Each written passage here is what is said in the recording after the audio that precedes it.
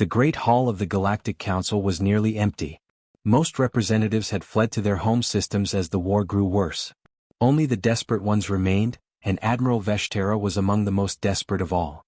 She stood in the center of the crystalline chamber, her 4 arms hanging limp at her sides. The elegant Centauri diplomat looked nothing like her former self. 3 years of war had stolen her youth and replaced it with exhaustion that showed in every movement. 70 systems are gone, she announced to the handful of representatives still present. Her voice cracked as she spoke. The Crethon swarm has consumed 70 of our worlds. Our fleets run from them like frightened children. Our soldiers die by the thousands. Around the chamber the other aliens shifted uncomfortably. They all knew the terrible truth. The Crethon were winning. They had been winning from the very beginning. Ambassador Thelos clicked his mandibles together nervously. The insect-like being had watched his own homeworld burn 6 months ago. He had escaped on the last transport ship while millions of his people perished below. The memory haunted him every waking moment. We have tried everything, Thelos said quietly. Every weapon. Every strategy. Every tactical formation our best minds could devise. Nothing works. The Crethon are too strong. Too fast. Too aggressive. Then we must do something we have never done before, Veshterra replied. She looked at each representative, meeting their eyes one by one. We must ask the humans for help. The silence that followed was absolute. For 10 long seconds nobody moved.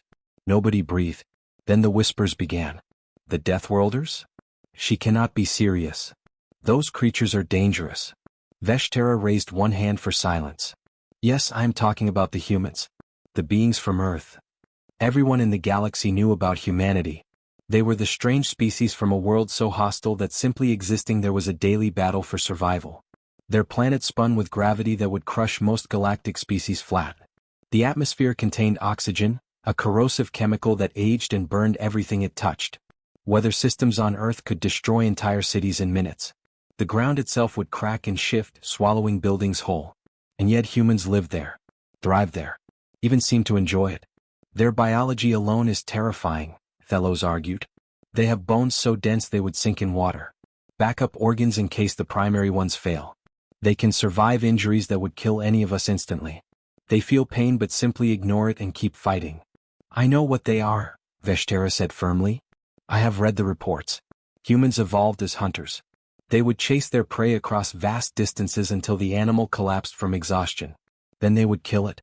They are pursuit predators with forward-facing eyes and incredible endurance. Exactly, another representative shouted. They are predators. How can we trust them? Because we have no choice, Veshterra replied coldly. The Crethon will reach our homeworlds within 1 year. 1 year, and everything we have built over 10,000 years of civilization will be ashes. Our children will be dead. Our cultures will be extinct. So I ask you, what choice do we have? The vote took an hour. Many representatives argued against the idea. They listed all the reasons why humanity was dangerous and unpredictable. But in the end, fear of the Crethon was greater than fear of the humans. The measure passed. 3 days later, Commander Rachel Morrison sat in her office at the Human Liaison Station. She was reading the official request from the Galactic Council on her datapad. Her eyebrows climbed higher and higher as she read. They want military advisors, she said out loud, looking up at Admiral Veshterra who had delivered the message personally. To help train your soldiers? Yes, Veshterra answered. Your species has experience with warfare that we lack. Rachel almost laughed but stopped herself in time. Experience was a gentle way to put it. Humanity's entire history was one long story of warfare. They had perfected combat over thousands of years. They wrote songs about battles, created paintings of warriors, made films and games about fighting. Even in peacetime, humans invented new ways to compete and struggle against each other just to satisfy some deep need for conflict. I will send this to command, Rachel said carefully. But I should warn you about something. If they agree to help, you might not get what you expect. What do you mean? The Terran Alliance takes training very seriously. They might send junior personnel, young ones, for the educational value. Veshterra did not understand, but she nodded anyway. At this point, any help was better than watching her species die. 3 weeks passed. At Firebase Centauri 7, Base Commander Zelnith received notification that a human transport ship was approaching. The avian commander watched the vessel on his tactical display, his feathers ruffled with nervousness. How many warriors are they sending? he asked his aide. 25, Commander. Zelnith felt his wings droop. 25. Just 25 humans to face Cretan assault waves that numbered in the thousands. Either the humans were insane or they were mocking the Council's desperate plea for help. The transport ship landed on the main pad. Zelnith forced himself to walk to the hangar and greet Earth's representatives. He owed them that much respect at least, even if this was clearly a doomed mission. The rear ramp lowered with a hiss of air. Figures began walking down and Zelnith felt his heart sink. They were children. The lead human was a young male with short dark hair and bright blue eyes. He walked with confidence despite his youth. He stopped in front of Zelnith and made a strange gesture, pressing his hand to his forehead.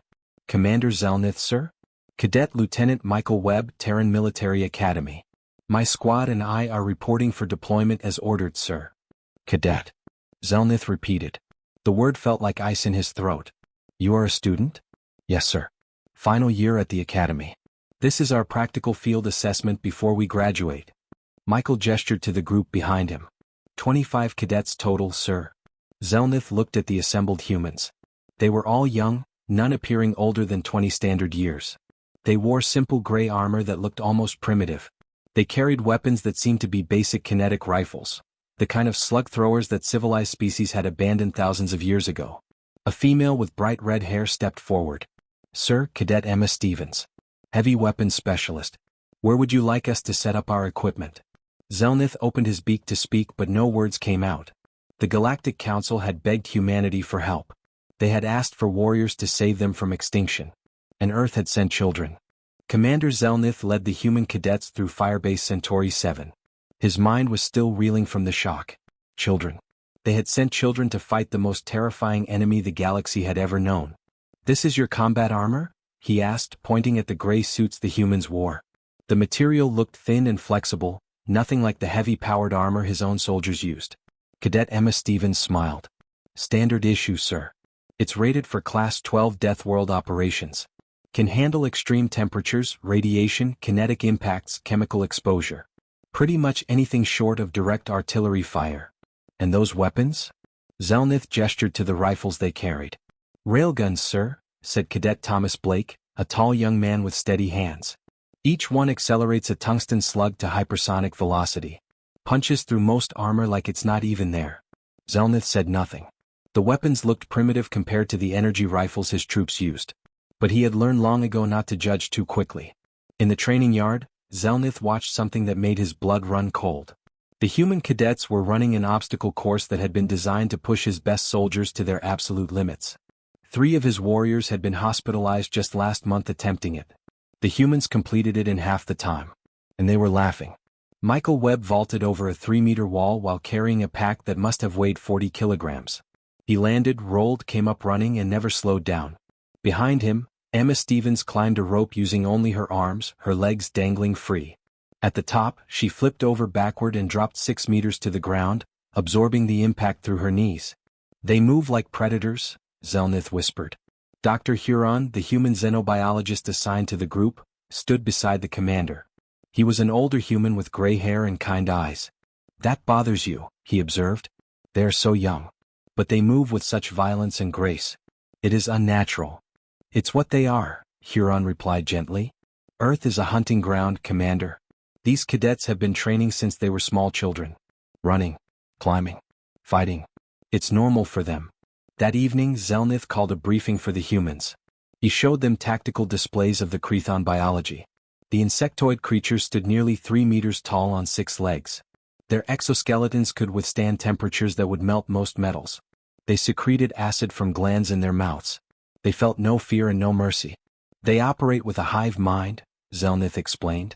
Each warrior is connected to their command organism. Standard energy weapons barely scratch their armor. They have destroyed 17 intelligent species. Completely. Not a single survivor. Michael studied the holographic display carefully. His blue eyes traced the Cretan body structure. Exoskeleton design means weak points at the joints, he said. Here, here, and here. He pointed. The hive mind is a vulnerability too. Disrupt the command structure and the warriors become confused.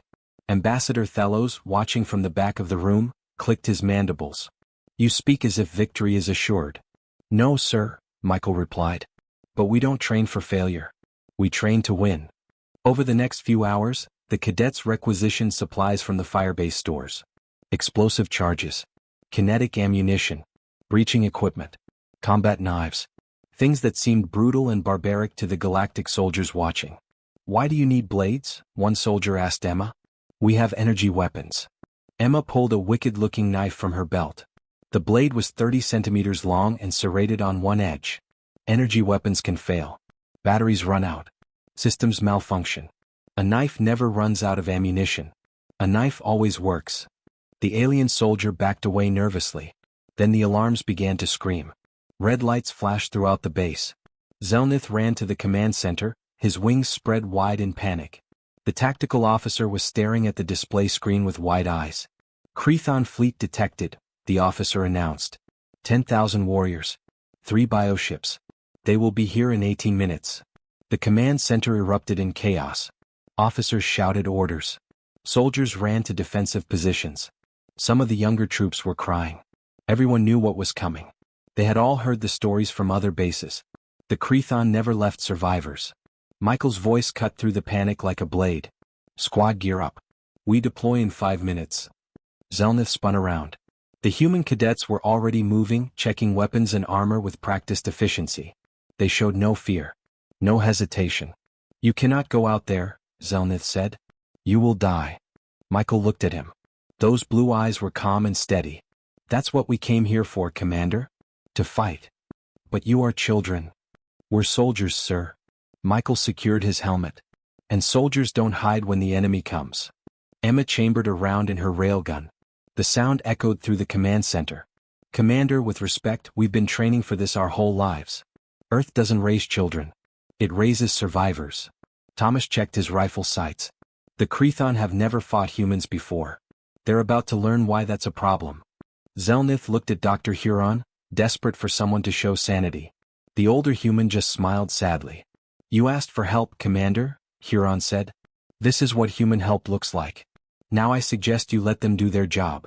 The cadets formed up in 2 neat columns. Michael gave quiet orders. They checked each other's equipment one final time. Jennifer Walsh, a blonde cadet with fierce green eyes, cracked her knuckles. "First combat deployment," she said cheerfully. "Finally get to see if all that training was worth it." "Stay sharp," Michael reminded them. "Watch your corners. Cover your angles. And remember, aggressive action wins fights." "Hua!" The cadets responded in unison. They marched toward the main airlock. Zelnith watched them go, these young humans walking calmly toward an enemy that had destroyed armies and consumed worlds. On the tactical display, the Crethon drop pods were entering the atmosphere. Thousands of them. Like a meteor storm of death and destruction. Ambassador Thelos stood beside Zelnith. "May the ancestors protect them," he whispered. "They don't need ancestors," Zelnith replied quietly. "They are Deathworlders. They are the thing nightmares fear." The airlock opened. The human cadets stepped out onto the lunar surface. And they advanced toward the landing Crethon forces. Not retreating. Not taking cover. Advancing. Zelnith activated the external cameras. He had to see this. Even if it was the last thing these brave, foolish children ever did, he would bear witness. The first Crethon drop pods slammed into the ground 200 meters from the firebase perimeter. The hatches blew open with explosive force. Warriors poured out, each one a nightmare of chitin and claws and acid. Michael's voice came over the radio, perfectly calm. "Contact. Engaging." The railguns began to sing. The Crethon warriors burst from their drop pods like nightmares come to life. Each creature stood 3 meters tall, their black exoskeletons gleaming under the harsh light of the base's floodlights. Acid dripped from their mandibles. Their 6 legs carried them forward at terrifying speed. Commander Zelnith watched from the command center as his own troops fell back to prepared defensive positions. This was standard procedure. Let the enemy come to you. Fight from fortified cover. Preserve your forces. The humans did the opposite. They ran forward. "What are they doing?" Ambassador Thelos shrieked. "They are charging? That is insane." Michael's voice came over the radio speakers, calm and controlled. "First squad, suppressing fire. Second squad, advance and flank right. Move, move." The first railgun shot cracked through the air like thunder. A Crethon warrior's head exploded in a spray of green fluid and chitin fragments. The creature collapsed, its legs twitching. Then all 25 humans opened fire at once. The sound was deafening. Each railgun shot hit with the force of a small artillery shell. Tungsten slugs punched through Chthon armor that had resisted galactic energy weapons for 3 years. The projectiles went in one side and out the other, leaving fist-sized holes. Emma Stevens dropped to one knee and fired her heavy cannon. The weapon was nearly as large as she was. The recoil would have broken bones in any galactic species. Emma absorbed it with a grunt and fired again. And again. Each shot created a crater where a Chthon warrior had been standing. Reloading. Thomas shouted. He dropped behind a rock outcropping while Jennifer Walsh stepped forward, her rifle already firing. They moved like they were dancing, each one covering the other perfectly. A Chthon warrior got close to the human line. It reared up, preparing to spray acid. Michael simply dropped his rifle, let it hang on its strap, and drew a combat knife. He rolled under the acid stream, came up inside the creature's reach, and drove the blade into the joint where the head met the thorax. The Chthon spasmed and fell. Michael retrieved his rifle and kept shooting. Zelnith could not believe what he was seeing. His best warriors would have died in seconds against these monsters. The human children were killing them like it was routine. They are not even afraid, he whispered. The Chthon adapted. They always did. The hive mind processed the threat and changed tactics. Instead of advancing in a line, they began to swarm, surrounding the humans from multiple directions at once. Contact left. Contact right, a cadet shouted. Box formation. Michael ordered. Overlapping fields of fire. The humans formed a tight square, each one facing outward. They fired in controlled bursts, never wasting ammunition. When one soldier needed to reload, the ones beside them covered the gap. A Chthon warrior managed to grab Jennifer's rifle and tear it from her hands. The creature raised one massive claw to strike her down. Jennifer stepped inside its reach and punched it in what passed for a throat. Her armored fist struck with over 2,000 kilograms of force. The Chthon's exoskeleton cracked. She punched it again. And again. The warrior collapsed. Lost my rifle. Jennifer called out cheerfully. Somebody got a spare? Finish your fight first. Emma shouted back, shooting a warrior that was trying to flank them. More Chthon poured from the drop pods. 50. 100. 200. The humans were being overwhelmed by sheer numbers. Michael's voice never wavered. Fire mission, danger close. Grid coordinates Alpha 79er. Zelnith felt his blood freeze. Danger close meant the artillery would land near friendly forces. Too near. That will kill your people, he shouted into the radio. Negative, Commander. We are rated for it. Fire the mission. The firebase artillery batteries opened up. Shells screamed through the thin atmosphere and detonated among the Chthon forces. The explosions were massive, each one creating a fireball 30 meters wide. The heat was intense enough to melt metal. The humans crouched behind whatever cover they could find and waited. The bombardment lasted 15 seconds. When it ended, they stood up and started fighting again. Their armor was scorched and dented, but they were alive. Advance. Michael ordered. Push them back to the pods. The cadets moved forward through the smoke and fire. They shot any Chthon that still moved. They showed no mercy. No hesitation. They fought like machines, precise and relentless. Then Michael spotted the bioships. The massive Chthon vessels sat 300 meters away, pulsing with organic life. They were the command centers. The hive mind nexus points. Emma, Thomas, Jennifer with me, Michael said. We are breaching the primary bioship. Negative. Zelnith shouted. No one has ever successfully boarded a Chthon bioship. The interior is toxic. So we will be fast, Michael replied. 4 humans broke from the main group and sprinted toward the closest bioship. Chthon warriors tried to stop them. Emma's heavy cannon cleared the path. Thomas threw an explosive charge that blew open the entrance sphincter. They ran inside. The bioship interior was a nightmare of organic tunnels and dripping fluids. The temperature was over 50 degrees Celsius. The atmosphere was barely breathable, full of acidic compounds. Temperatures like summer back home, Emma commented. They fought through twisting corridors. Chthon warriors attacked from side passages. The humans shot them without slowing down. Blood and acid mixed on the floor, making it slippery. In the command center they found the Hive Prime. It was a massive creature, 3 times the size of a normal warrior, connected to the ship by dozens of organic cables. Its compound eyes focused on the humans. For 3 million years the Chthon had known no fear. They were the ultimate predators. The unstoppable swarm. But looking at these young humans, the Hive Prime understood something new. These were apex predators from a world that made the Crethon homeworld look gentle. These were beings trained from birth to hunt and kill and never, ever give up. The Hive Prime felt fear. Emma placed explosive charges on the organic power cores while Michael and Thomas held off the warriors rushing to defend their leader. Jennifer covered the exit. Charges set. 30 seconds. Move. Emma shouted. They ran. Behind them, Crethon warriors gave chase. The humans burst from the bioship entrance with 5 seconds to spare. The explosion lit up the lunar surface like a small sun. The bioship ruptured from within, its organic systems failing catastrophically. The blast set off a chain reaction in the other 2 bioships. All 3 vessels died within minutes. On the ground, the Crethon warriors stopped moving. Their hive-mind connection was severed.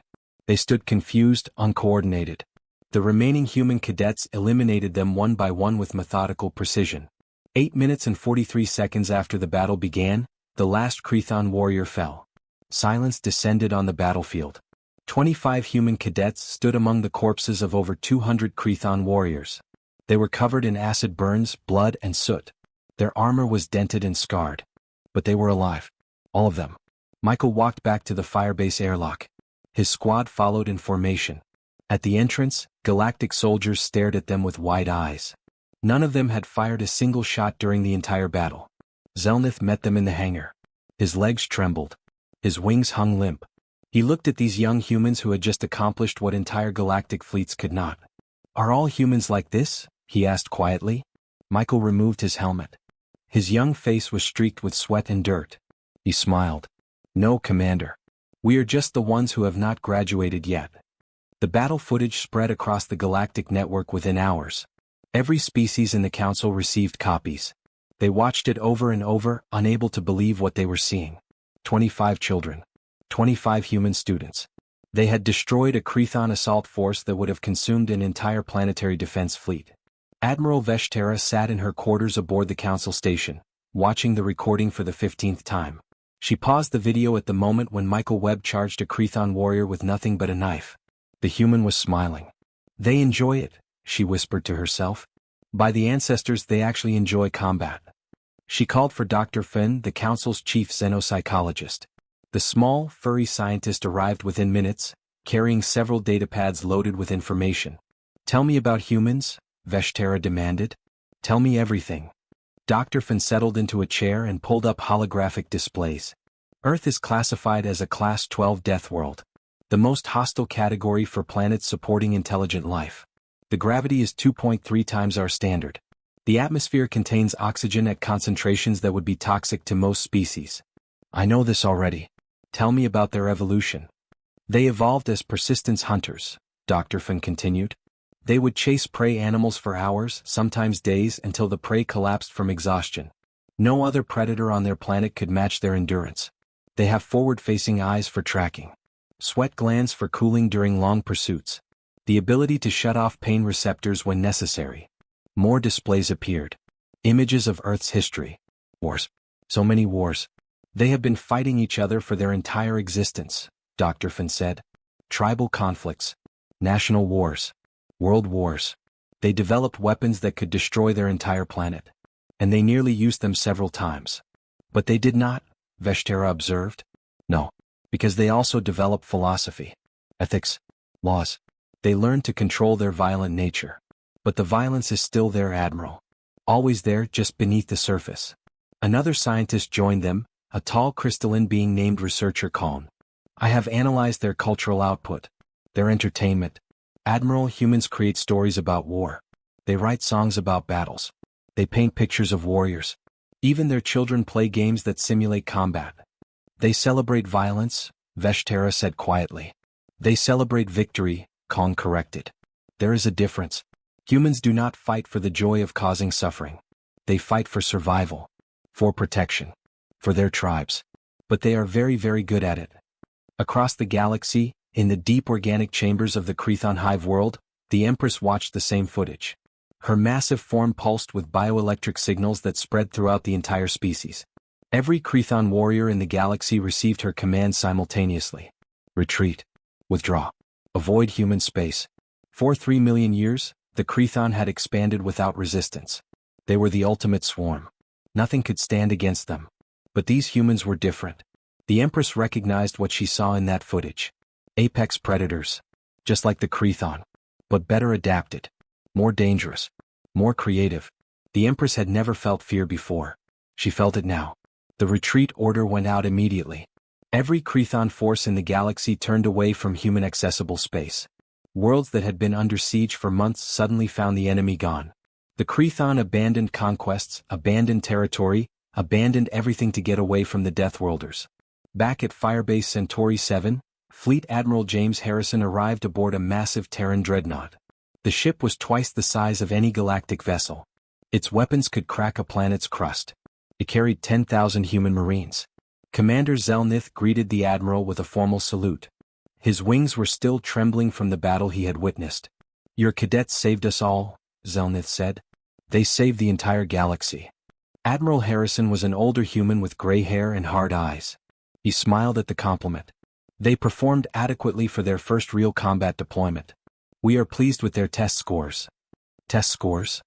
Ambassador Thello stepped forward. "Admiral, they destroyed the Crethon." "Yes, that was the test. We needed to understand the threat level before committing significant resources." Veshtera arrived from the council station. She looked at Admiral Harrison with new understanding and new fear. "Those were your weakest forces. Your students. Not your actual warriors." "Correct. Then what are your real soldiers like?" Harrison's smile grew wider. "We don't have many real soldiers anymore, Admiral. We have not needed them for 300 years. Most of our Special Forces personnel are retired. They teach at academies or run small businesses or raise families." The galactic representatives stared at him in silence. "You sent children," Veshtera said slowly, "as a test. We sent cadets as a learning opportunity. They needed practical field experience. You needed help. It was an efficient solution." "And if they had failed?" Harrison's smile disappeared. His eyes went cold. "They would not have failed. But if somehow the impossible happened, the entire Terran defense fleet would have arrived within 48 hours. We protect our young admiral. Aggressively." The implications settled over the galactic representatives like ice water. Humanity had sent its weakest, its youngest, its most inexperienced.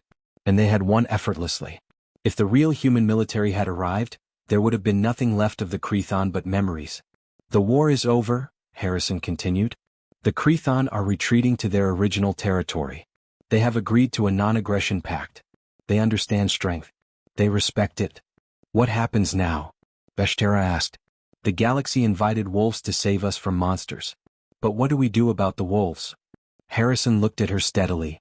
"You treat the wolves with respect. You honor your agreements. You do not threaten their packs. And in return, the wolves will guard the flock. You want to protect us?" "We want peace, Admiral. But we learned long ago that peace requires strength. You need to learn that lesson too. The universe is not kind to the weak." Michael Webb entered the command center, still wearing his battle-scarred armor. He saluted Admiral Harrison crisply. "Sir, cadets have secured the perimeter and begun damage assessment. 3 minor injuries. No fatalities. Excellent work, Lieutenant Webb. Your squad will receive commendations." Michael nodded and left. Zelnith watched him go, this young human who fought like a demon and spoke like a professional soldier. "He is 20 years old," Zelnith said quietly. "Just 20. Old enough," Harrison replied. "On Earth you either grow strong or you die. We have no room for weakness. Our world does not permit it." Veshtera thought about her own people. Civilized, peaceful, evolved beyond violence. They had built beautiful cities and created magnificent art. And when the Crethon came, they had died in their billions. Humanity had built weapons and warriors and walls. And when danger came, they ran toward it with knives and guns and terrible determination. "We have much to learn from you," she said. "Yes," Harrison agreed. "You do. And we will teach you. Not to be like us, but to be strong like you should be." 6 months had passed since the battle that changed everything. Firebase Centauri 7 no longer looked like a desperate military outpost. It had been transformed into something new, something hopeful. The Galactic Defense Academy.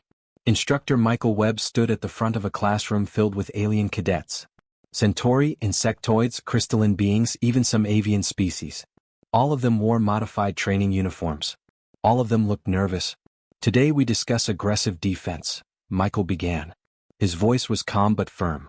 Most of you were taught to run from danger, to hide, to preserve your lives at all cost.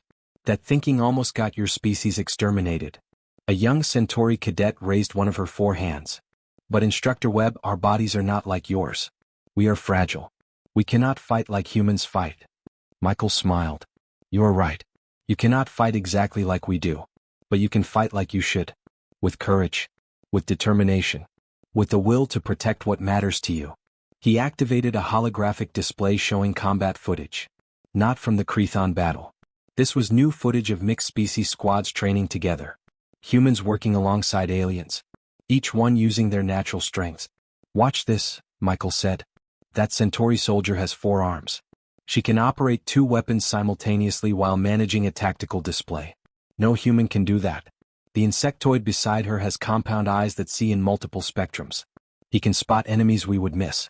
The crystalline trooper can process calculations faster than our computers. The cadets leaned forward, watching carefully. You each have strengths, Michael continued. You just need to learn how to use them in combat. And we are here to teach you. Across the base, Instructor Emma Stevens worked in the armory with a group of alien engineers. They were modifying weapon systems, combining human kinetic technology with galactic energy weapons. The trick is balance, Emma explained, holding up a hybrid rifle. Human weapons hit hard but need ammunition. Your energy weapons never run out but struggle against heavy armor. Put them together and you get the best of both. A small insectoid engineer examined the weapon carefully. The recoil would injure most of our soldiers. So we add stabilization systems, Emma replied. She attached a harness that would distribute the recoil across the shooter's entire body. Try it now. The engineer fired the weapon at a test target. The rifle kicked, but the harness absorbed most of the force. The target 50 meters away exploded into fragments. Remarkable, the engineer whispered. That is what we call problem solving, Emma said with a grin. Humans are good at it. Now you need to be good at it too. In orbit above the base, Ambassador Rachel Morrison sat in a conference room with representatives from dozens of species. The formal treaty documents were spread across the table. After weeks of negotiation, the final agreement was ready.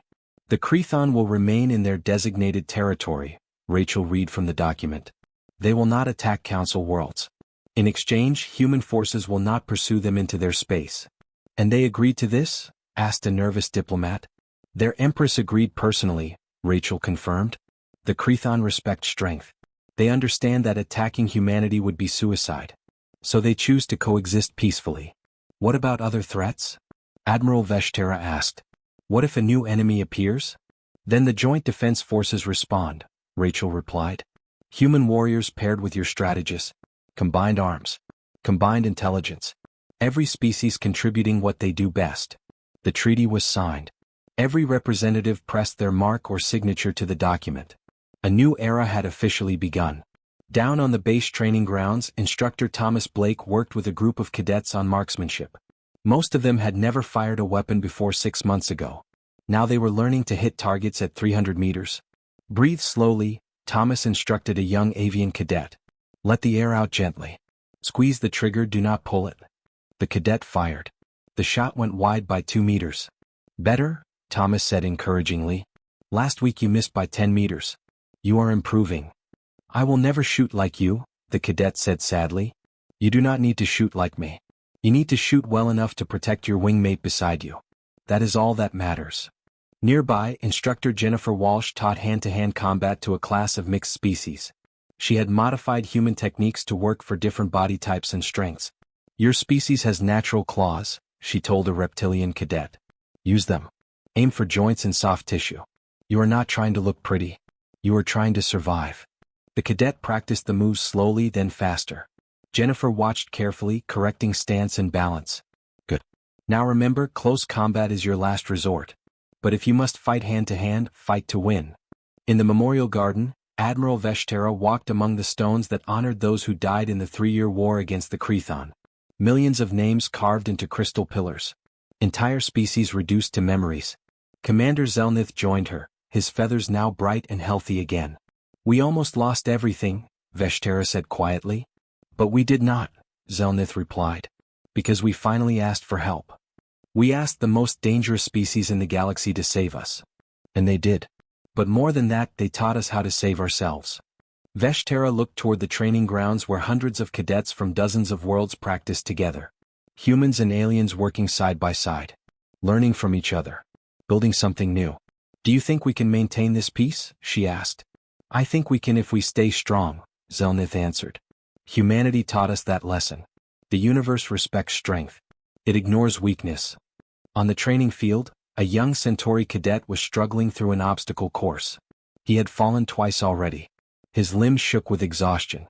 But he kept trying. Michael watched from the sideline, saying nothing, offering no help. This was a test the cadet had to pass on his own.